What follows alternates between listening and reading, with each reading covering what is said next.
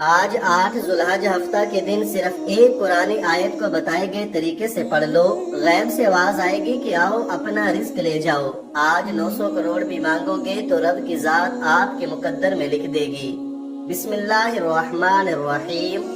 ناظرین، آج 8 ذوالحج ہفتہ کے دن کا بہت ہی نایاب وظیفہ لے کر آپ کی خدمت میں حاضر ہوا ہوں، کیونکہ آج وقت ہے رب کعبہ سے اپنے انعامات کو سمیٹنے کا، اپنی جھولیاں بھرنے کا، اپنے گھر کے حالات کو بہتر بنانے کا۔ تو آج 8 ذوالحج ہفتہ کے دن قرآن مجید کی اس ایک آیت مبارکہ کو بتائے گئے طریقے کے مطابق پڑھ لو۔ یہ آیت پڑھتے ساتھ ہی آپ کو غیب سے آواز آئے گی کہ آؤ اپنے حصے کا رزق لے جاؤ، آؤ اپنی من پسند مراد، اپنی حاجات کو پورا کروا لو۔ اللہ والو، اب وقت ہے رب کریم سے اپنے حالات کو بہتر بنانے کا۔ جب اللہ کی ذات خود دینے کو تیار ہے تو تم کیوں لینے سے انکاری ہو؟ اس مہینے کی قدر و قیمت ہر کوئی جانتا ہے۔ اس مہینے کو بخشش کا مہینہ کہا جاتا ہے، اس مہینے کو کامیابی کا مہینہ کہا جاتا ہے۔ اس مہینے کی ہر گھڑی قبولیت کی ہے، ہر لمحہ رحمتیں برکتیں چمچم بارش کی طرح برس رہی ہیں، اور اسی مہینے میں یہ ایک آیت پڑھنے کی دیر ہے۔ آپ کو غیب سے اتنا رزق، اتنی دولت، اتنی کامیابیاں ملیں گی کہ آپ کو خود بھی سمجھ نہیں آئے گی کہ آپ کے ساتھ ہو کیا رہا ہے۔ جو لوگ ابھی تک اس مہینے میں یہ وظیفہ نہ پڑھ سکے، کسی بھی وجہ سے، کسی بھی کوتاہی، لاپرواہی سے یہ وظیفہ نہ پڑھ سکے، تو آج 8 ذوالحج ہفتہ کے دن صرف ایک بار اس آیت کو پڑھ کر دیکھیے گا۔ اللہ والو، یہ تسبیح رب کریم کی لاڈلی تسبیح ہے، اور اس تسبیح کو پڑھنے والا رب کا لاڈلا بن جاتا ہے۔ آج ایک بچہ ماں کا لاڈلا ہو تو ماں اس کے لیے اپنے تن من دھن کو بیچ دیتی ہے اور اس بچے کی ہر خواہش کو پورا کرتی ہے۔ اس پر آنچ بھی آ جائے تو ماں کی جان نکل جاتی ہے۔ اگر آج وہ ذات جو 70 ماؤں سے زیادہ پیار کرتی ہے، اس ذات کے لاڈلے بننا چاہتے ہو تو ایک بار اس آیت کو بتائے گئے طریقے کے مطابق پڑھ کر دیکھیے۔ یہ ایک قرآن آیت پڑھتے دوران رب کریم سے جو کچھ مانگ سکتے ہو مانگ لو، ابھی بھی وقت ہے، ابھی بھی رب کریم سے خزانے لوٹنے کا وقت ہے۔ بڑا بدبخت ہے، بدقسمت ہے وہ بندہ جو آج 8 ذوالحج ہفتہ کے دن صرف ایک بار یہ خاص وظیفہ نہ پڑھ لے۔ بہت سے لوگ ابھی بھی ذوالحج کے مہینے کو لاپرواہی میں گزار رہے ہیں۔ میں ان سے گزارش کرتا ہوں کہ آج آپ یہ وظیفہ لازمی پڑھ لینا۔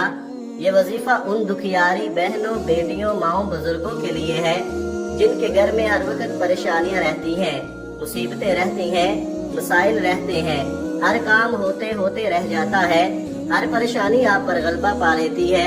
تو آج 8 ذوالحج ہفتہ کے دن صرف ایک بار یہ وظیفہ پڑھ کر دیکھیے گا۔ اگر کوئی بندہ کہتا ہے کہ میں پورا سال در در کی ٹھوکریں کھاتا رہا ہوں، میری کوئی خواہش، میری کوئی حاجت پوری نہیں ہوتی، تو آج اس قرآنی آیت کو پڑھ کر دیکھو۔ مانگنا رب سے ہے، یہ وظیفہ رب کے کلمات ہیں اور ان کو پڑھنے کی دیر ہے۔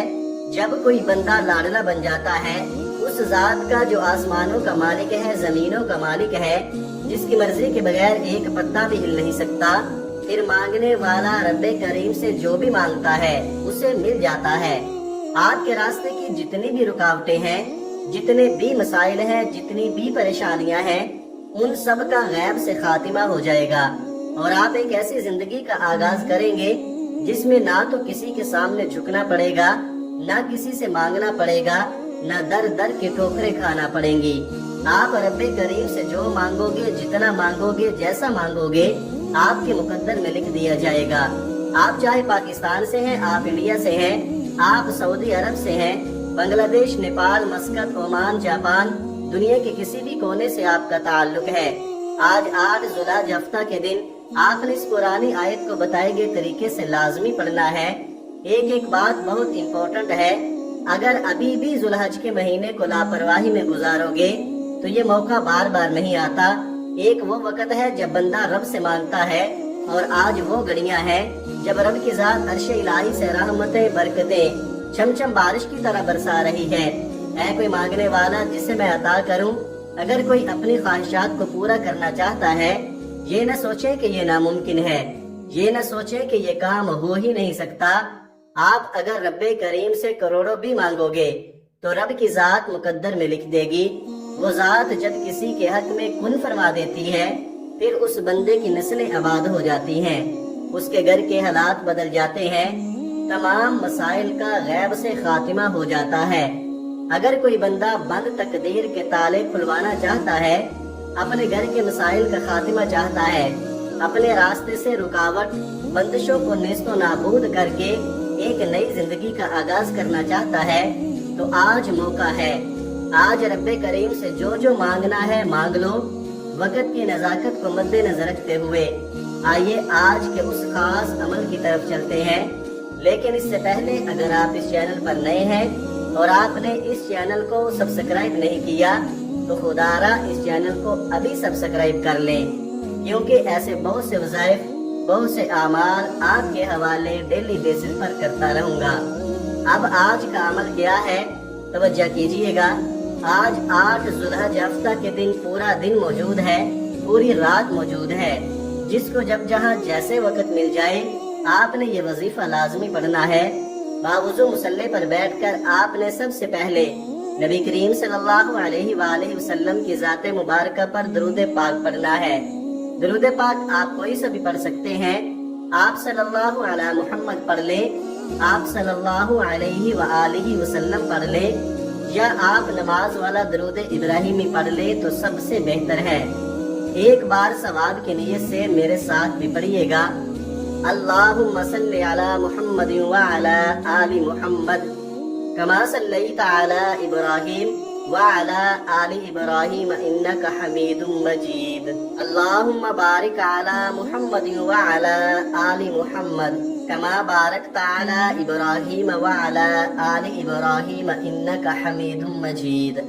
ایک بار درود پاک پڑھتے ساتھ ہی فوری طور پر آپ نے اپنے مقصد کی نیت کرنی ہے۔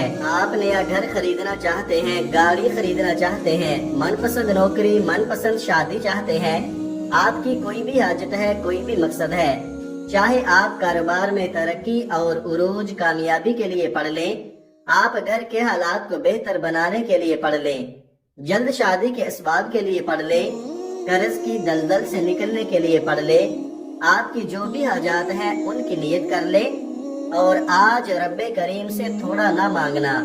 اپنے مقصد کی نیت کرتے ساتھ ہی فوری طور پر آپ نے ایک بار اعوذ باللہ من الشیطان الرجیم بسم اللہ الرحمن الرحیم پڑھ کر وظیفے کا آغاز کرنا ہے، اور فوری طور پر اپنی آنکھوں کو بند کر کے پوری توجہ اور دھیان کے ساتھ پہلے نمبر پر جو وظیفہ پڑھنا ہے وہ وظیفہ رب کریم کے 2 صفاتی ناموں کا وظیفہ ہے۔ یہ 2 نام جنہیں اسم اعظم کہا جاتا ہے، اور جس بندے کے ہاتھ میں اسم اعظم لگ جاتا ہے وہ منہ سے جو نکالتا ہے اس کی تقدیر میں لکھ دیا جاتا ہے۔ یہ اسم اعظم رب کریم کے 2 نام یا حی یا قیوم ہے۔ اگر میں یا حی یا قیوم کی فضیلت و برکت کے بارے میں بتاؤں تو صرف اتنا کہوں گا کہ ذو الحج کے مہینے میں جس کی ہر گھڑی قبولیت کی ہے، جس میں مانگنے والے کو چھپڑ پھاڑ کر دیا جاتا ہے، جس میں مانگنے والے کی نسلوں کو رنگ دیا جاتا ہے، جس سے گھر کے حالات کو بہتر بنا دیا جاتا ہے، آپ نے یا حی یا قیوم کو پڑھنا ہے۔ اللہ کے بندے، اللہ کے ولی، اللہ کے دوست کہا کرتے ہیں کہ یا حی یا قیوم پڑھنے والا رب کریم سے خزانے بھی مانگے گا تو رب کی ذات اس کے مقدر میں لکھ دے گی۔ یہ وظیفہ آپ نے کیسے پڑھنا ہے اور کتنی بار پڑھنا ہے، توجہ کیجئے گا۔ یا حی یا قیوم 1 بار ہو گیا، یا حی یا قیوم 2 بار ہو گیا، یا حی یا قیوم 3 بار ہو گیا۔ اس طرح سے آپ یا حی یا قیوم کو ہاتھ کی انگلیوں پر پڑھ لیں یا تسبیح کے دانوں پر پڑھ لیں۔ آپ نے صرف اور صرف 11 بار پڑھنا ہے، اور 11 بار پڑھتے دوران آپ نے کسی سے بات نہیں کرنی، نہ کوئی آپ سے بات کرے گا۔ جتنی توجہ اور دھیان سے پڑھیں گے اتنا زیادہ فائدہ ہوگا۔ آج جس حاجت کو لے کر بیٹھو گے وہ پوری ہو کر رہے گی۔ یا حی یا قیوم کو 11 بار پڑھتے ساتھ ہی آپ نے فوری طور پر دوسرے نمبر پر جو وظیفہ پڑھنا ہے وہ آج کا خاص الخاص عمل ہے، جسے غیبی خزانوں والا وظیفہ کہا جاتا ہے۔ یہ وظیفہ پڑھتے ہی فوری غیبی مدد آ جاتی ہے، غیب سے فرشتے آ جاتے ہیں، غیب سے اللہ کے بندے آ جاتے ہیں۔ یہ وظیفہ پڑھنے سے آپ کے بگڑے کام سنور جائیں گے، آپ کی پریشانیاں اور الجھے ہوئے کام جو کہ سالوں سے ہونے کا نام نہیں لے رہے، تو آج 8 ذو الحج ہفتہ کے دن ایک تسبیح حسبنا اللہ و نعم الوکیل کی پڑھنے کی دیر ہے۔ اس قرآنی آیت کا مطلب یہ ہے کہ میرے لیے صرف میرا رب کافی ہے، جب بندہ اس فانی دنیا میں رب کو پکار